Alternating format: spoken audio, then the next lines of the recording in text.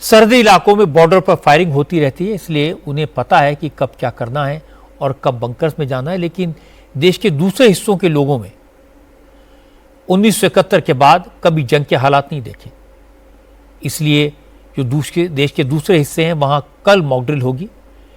इसके निर्देश home ministry ने कल ही दे दिए थे। आज होम सेक्रेटरी गोविंद मोहन ने सभी राज्यों के होम सेक्रेटरीज और सिविल डिफेंस के प्रमुखों के साथ मीटिंग करके कल देश भर में होने वाले मॉक ड्रिल की तैयारियों का जायजा लिया। लेकिन देश भर में जोश इतना ज्यादा है कि कई शहरों में मॉक ड्रिल आज ही शुरू हो गई। लखनऊ में कल होने वाली मॉक ड्रिल का रिहर्सल आज हो गया। लखनऊ की पुलिस लाइन में आज युद्ध के वक्त जैसा माहौल बना हुआ था। इस रिहर्सल में सिविल डिफेंस के सैकड़ों वॉलंटियर जुटे। सबने पहले मैनुअल सायरन को टेस्ट किया। यह सायरन तब बजता है जब एयर स्ट्राइक होती है, दुश्मन के फाइटर जेट्स हमला करते हैं। सायरन बजने के बाद लोगों को क्या करना है, हमले से कैसे बचना है, इसकी भी ट्रेनिंग दी गई। सायरन बजते ही लोग जमीन पर सीने के बल लेट गए। दोनों हाथों से उन्होंने अपने कानों को बंद कर लिया। इसके बाद जब खतरा टल गया तो दूसरा सायरन बजा और लोग अपनी नॉर्मल पोजीशन में आ गए।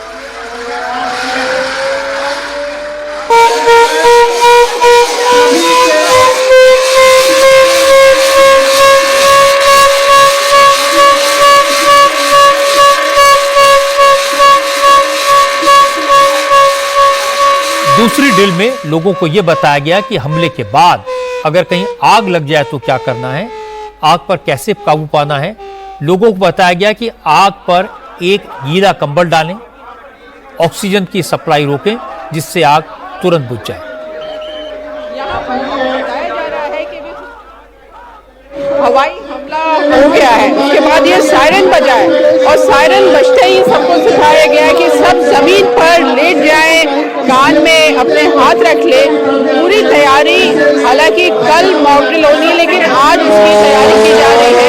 लखनऊ की पुलिस लाइन सायरन बज रहा है, काफी ज्यादा है, करीब 400 मीटर दूर तक इसकी आवाज जाती है।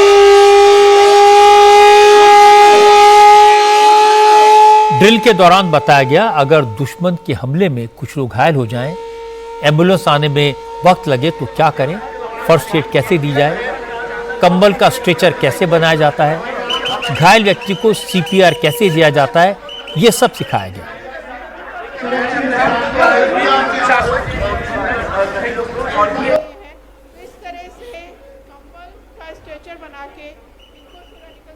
उत्तर प्रदेश के 17 जिलों में कल मॉक ड्रिल होगी। लखनऊ, कानपुर, वाराणसी, गाजियाबाद और मेरठ जैसे शहर इस ड्रिल में हिस्सा लेंगे। देश भर के 244 जिलों में सिविल डिफेंस के वॉलंटियर्स लोगों को ट्रेन करेंगे, सायरन के संकेतों का मतलब समझाएंगे। स्कूलों और हाई राइज बिल्डिंग्स के लोगों को युद्ध के खतरों की जानकारी दी जाएगी। ड्रिल के दौरान ब्लैकआउट भी किया जाएगा, इलेक्ट्रिसिटी सप्लाई बंद रहेगी और मैनुअल सायरन्स का इस्तेमाल करके लोगों को अलर्ट किया जाएगा। आज इन सायरन्स की टेस्टिंग भी की गई।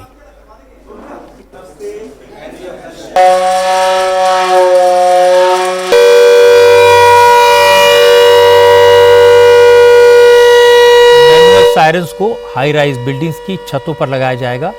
सायरन के बाद 1 किलोमीटर दूर तक सुनाई देगी। इस सायरन को ऑपरेट करने वाले सिविल डिफेंस वॉलंटियर्स ने कहा, इस सायरन से 2 तरह की साउंड निकलेगी, एक एयर स्ट्राइक के वक्त अलर्ट करने के लिए और दूसरी खतरा टलने के बाद। जब सायरन की आवाज ऊपर नीचे होती है तो वो अलर्ट का साइन है, जबकि जब सायरन पूरा एक बार में बजता है तो वो खतरा टलने का संकेत है। इस सायरन से आम जनता को हम ये सिग्नल देते हैं कि दुश्मन के जहां फाइटर प्लेन एरिया में आ चुके हैं, उस टाइम पे इस सायरन को हम बजाते हैं और इसमें जो है 2 सेकंड ऊंची और 2 सेकंड जो है नीची आवाज में कंटिन्यू जो है 2 मिनट तक बजाया जाता है।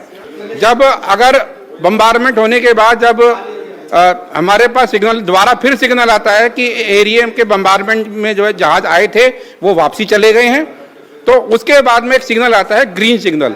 जब ग्रीन सिग्नल आता है तो इस सायरन को हम जो है 2 मिनट तक ऊंची आवाज में बजाते हैं कि आपका एरिया से खतरा टल गया है, आप अपने घर से बाहर आ सकते हैं।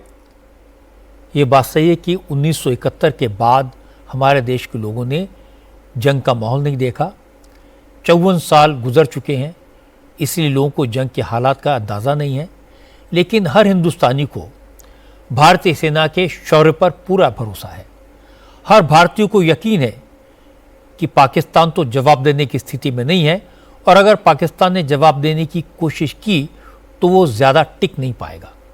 लेकिन फिर भी सुरक्षा के इंतजाम करना ज़रूरी है, एहतियात बरतना ज़रूरी है। आम जनता को ये बताना ज़रूरी है कि अगर पाकिस्तान कोई मिस एडवेंचर करता है तो किसी नागरिक को कोई नुकसान ना हो, इसके लिए मॉक ड्रिल कराई जा रही है। मुझे लगता है कि ऐसे वक्त में सरकार की इस कोशिश को हल्के में नहीं लेना चाहिए। मॉक ड्रिल के दौरान जो इंस्ट्रक्शन दिए जाएं उनको फॉलो करें, बचाव के तरीकों को अच्छी तरह से समझ लें, क्योंकि अगर ज़रूरत पड़े तो आप अपनी हिफाजत खुद कर पाएंगे और दूसरों की मदद भी कर पाएंगे। आगे बढ़ने से पहले आपको एक बार फिर बता दूं कि भारत और पाकिस्तान की सरहद की एक एक हलचल और पाकिस्तान की एक एक मूवमेंट पर इंडिया टीवी के नज़र 24 घंटे रहेगी। आज से इंडिया टीवी का वॉर रूम 24 घंटे लाइव रहेगा। हमारे रिपोर्टर्स 24 घंटे अलर्ट पर रहेंगे। सबके मन में एक ही सवाल है, क्या इस बार वाकई में पाकिस्तान के दहशतगर्दों को मिट्टी में मिला दिया जाएगा? क्या धर्म पूछकर बेकसूर लोगों को गोली मारने वालों को नेस्तनाबूद कर दिया जाएगा? क्या जंग होगी?